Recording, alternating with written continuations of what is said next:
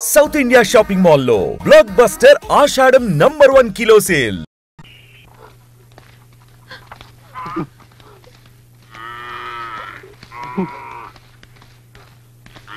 సుబ్బనా ఏంటిది తెలదా తెలవపోతే మొత్తరా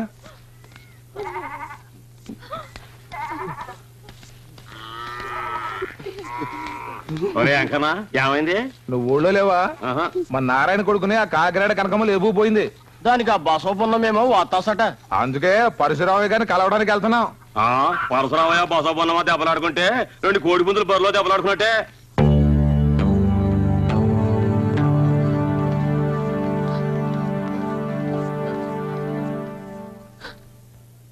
అయ్యగారు కాపాడండి బాబు, దొరగారు కాపాడండి బాబు, మమ్మల్ని రక్షించండి అయ్యా.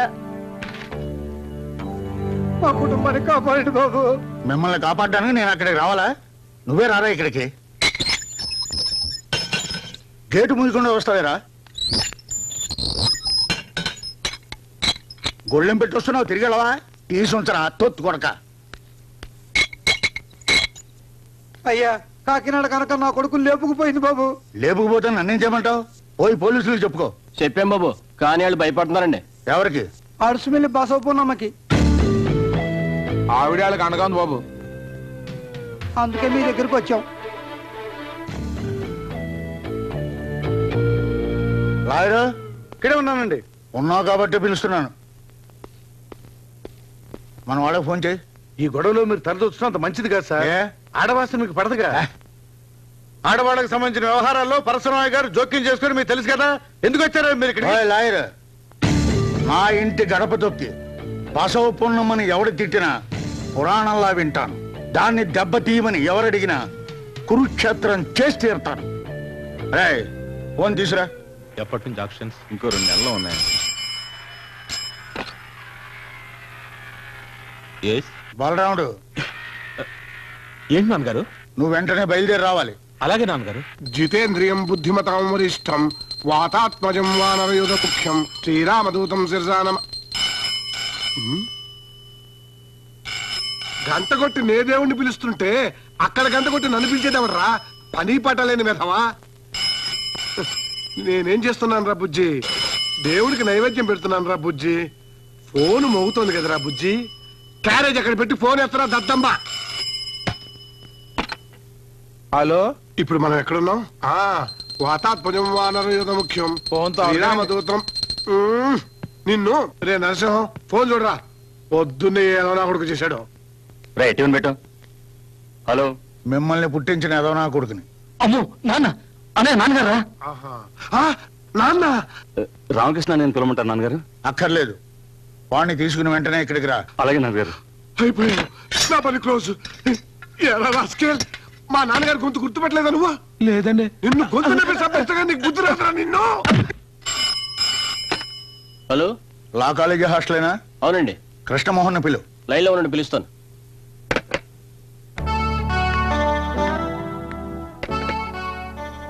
కృష్ణమోహన్ హియర్. ఈ రోజు నువ్వు కాలేజీకి వెళ్ళలేదా? వెళ్ళాను. కాదు కాదు, వచ్చేసాను. మళ్ళీ వెళ్తాను. నత్తి సన్నాసులా ఏంటా మాటలు? కాదనా, మధ్యాహ్నం కాలేజీ.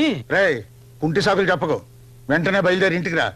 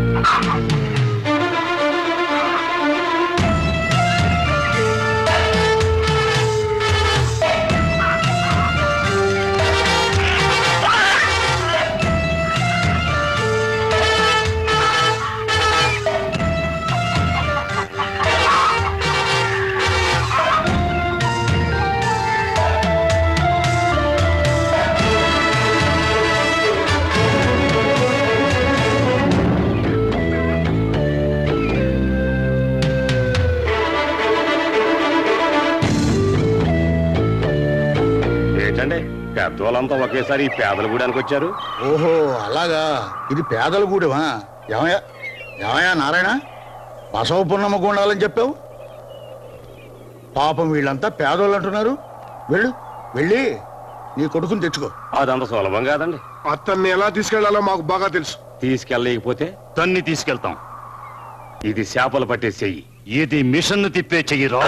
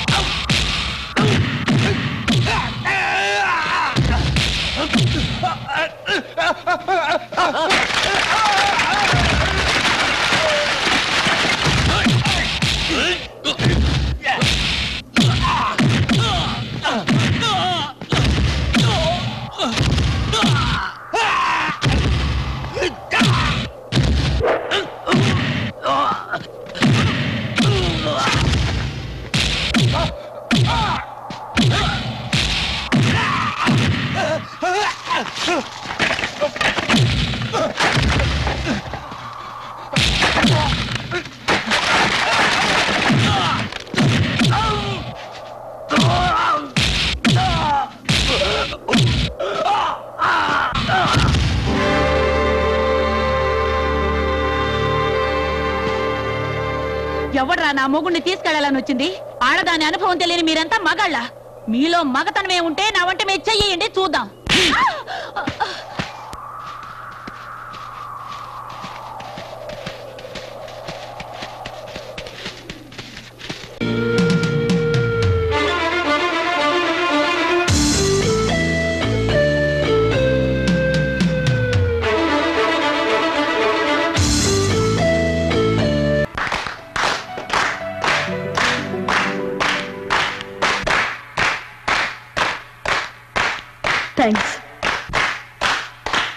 డియర్ స్టూడెంట్స్, పెళ్లి కోసం చదువు నాపేసి వెళ్లిపోతున్న ఓ స్టూడెంట్ కి వీడ్కోలు ఇవ్వడం నా సర్వీసులో ఇదే మొదటిసారి.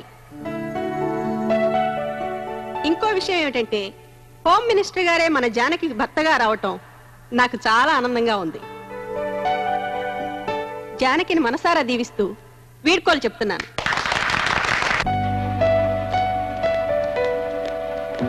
జానకి, ఒకసారి ఇలా వస్తావా?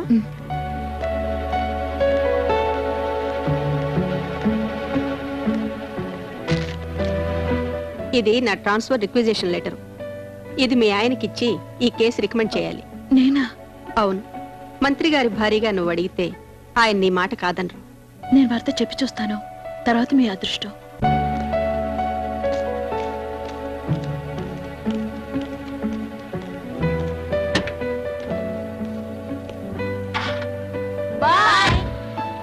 బాయ్. జానకి, వీలైతే ఫస్ట్ నైట్ అడిగి చూడమ్మా. మీ నానమ్మ గారికి నా నమస్కారాలని చెప్పు. అలాగే. ఉంటాను. వస్తానండి. బాయ్. చల్లు పన్నీర్ చల్లు. Up up. చల్లు పన్నీర్ చల్లు. ఎవర్రా మిమ్మల్ని మావిటిల్లు చేసింది? ఆ కర్రీ లేవు, నేను వచ్చాక పన్నీర్ చల్లిస్తాను. చల్లు చల్లు పన్నీరు.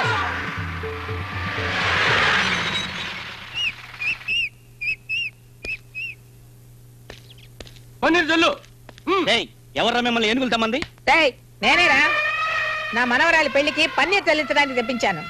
ఏమిట్రా చూపు, ఇది బసవ పున్నమ్మ అంతస్తురా. అంతస్తా? అయితే భోజనాలు కూడా వాటిని వడ్డించమని చెప్పు. మొత్తం తినేసి వచ్చిన వాళ్ళని తరిమి కొడతాయి, అప్పుడు తెలుస్తుంది మన అంతస్తు.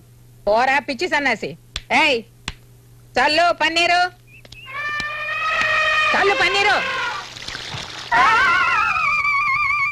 అన్నయ్య, నువ్వు ఇంట్లో ఉండే అమ్మ చేత లాంటి పనికిరాని పనులు చేస్తున్నావా? నేనేం చేయనురా, ఆ ఏనుగులకు బదులు పన్నీర్ జాలమంటే నేనే జల్లుతా.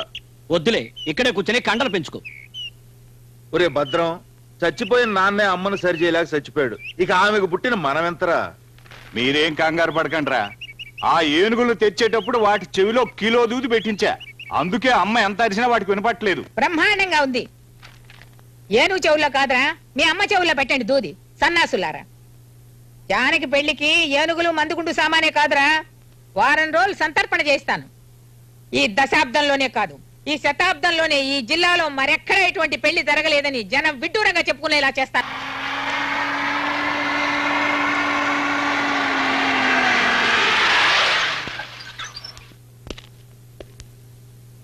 సాయం పడ్డానికి ఎవరు లేరా? ఎందుకు లేరయ్యా? ఒరే ఎవరా కింద? రే గుట్ల పగించి అలా చూస్తారేమిట్రా? లాయర్ గారికి సాయం చేయండి. వియ్యల వారు ఏదో పంపించినట్టున్నారు చూడండి. అలా చూస్తారేమిటయ్యా? సాయం పట్టండి.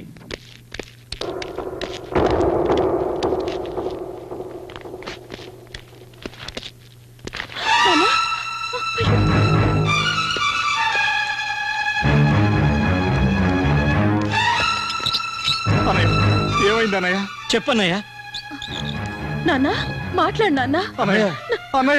తప్పకుండా కాస్త గాలి రానివ్వండి. పోయి మంచి నీళ్ళు తీసురా, త్వరగా తీసురా. సాంబశివుడు ఏమైందిరా? ఏమైందో చెప్పన్నయ్యా.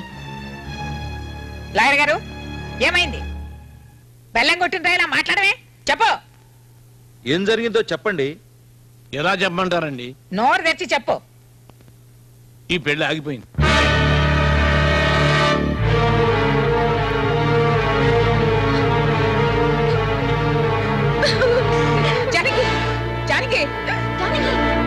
లాయరు ఈ పెళ్లి ఎందుకు ఆగిపోయింది?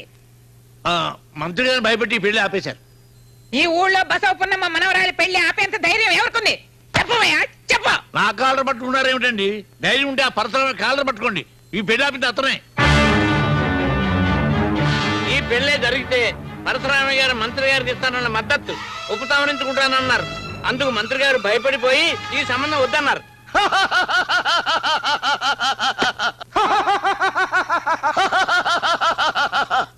ఈ పర్వతనేని పరశురామయ్యను ఓడించడానికి హోమ్ మినిస్టర్ తో సంబంధమా?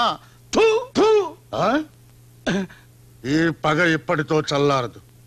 రావణ కాష్టల్లా రగులుతూనే ఉంటుంది. వాడు బతకడానికి వీల్లేదు. ఈ రోజు అటో ఇటో తెలిపోవాలి. ఏంటమ్మా ఇది? మేమంతా ఏమయ్యామనుకున్నాం? మీరా? మీరు నిజంగా పశుపన్నమ్మ కొడుకులైతే, రోషం ఉన్న మగాళ్ళైతే వాడిని వెంటనే కాల్ చేసేయండి. అబ్బబ్బబ్బబ్బ, ఏమిటండి ఏమిటి ఇదంతా?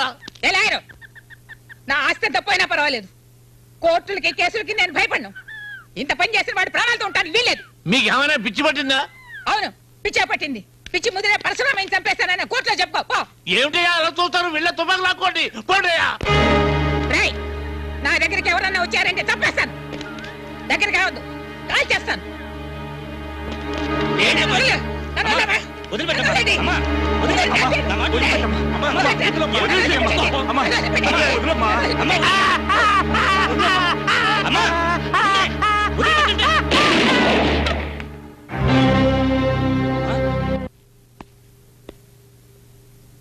లాయర్, ఊళ్ళో వాళ్ళు ఏమనుకుంటున్నారు? ఈ దిక్కుమాలిన గొడవలు గ్రామంలో ఎప్పుడు పోతాయని దేవుణ్ణి మొక్కుంటున్నారండి.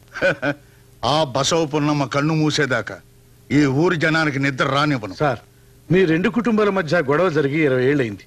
ఈ ఊరికి శాంతి, మీకు విశ్రాంతి కావాలంటే ఇప్పటికైనా మీరు జరిగింది మర్చిపోవాలి. మర్చిపోవాలా? జరిగిందంతా నేను మర్చిపోవాలా? దేనికయ్యా మర్చిపోవాలి? ఎందుకయ్యా మర్చిపోవాలి?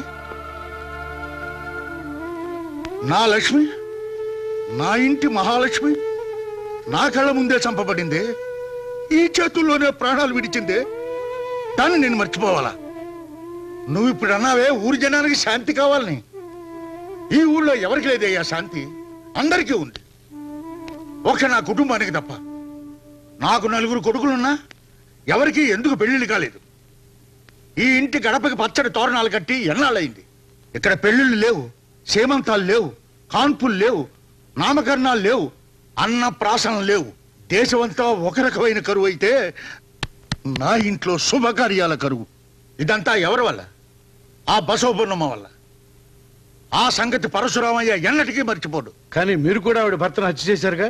అందుకు 14 ఏళ్లు జైలు శిక్ష అనుభవించారు. అంత శిక్ష వాళ్ళు అనుభవించాలి. ఆ బసవపున్నమ్మ కుటుంబాన్ని సర్వనాశనం చెయ్యింది నా శవం బూడిద కాదయ్యా.